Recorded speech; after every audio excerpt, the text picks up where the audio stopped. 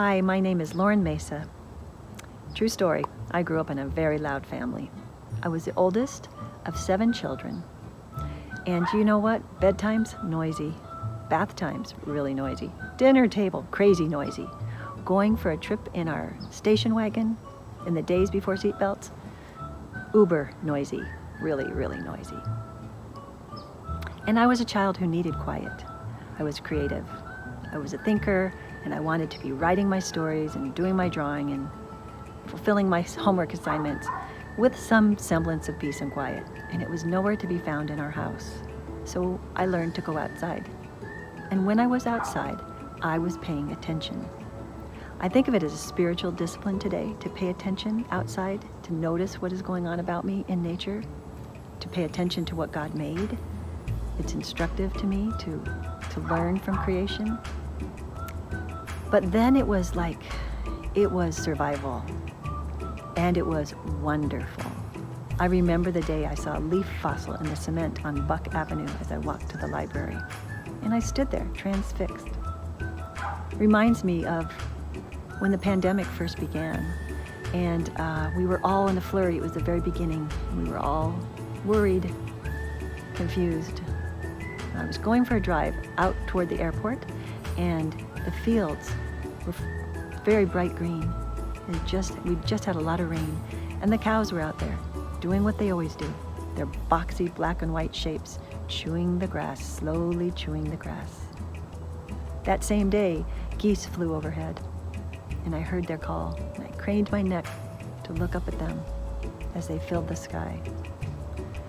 That gave me such comfort to know that those things were still going on. It was as if God was just speaking to me. It was a great comfort. I won't ever forget that. Job speaks to creation in chapter 12, where he says, "But ask the animals, and they will teach you, or the birds in the sky, and they will tell you. Or speak to the earth, and it will teach you, or let the fish in the sea inform you. Which of all these does not know that the hand of the Lord has done this?"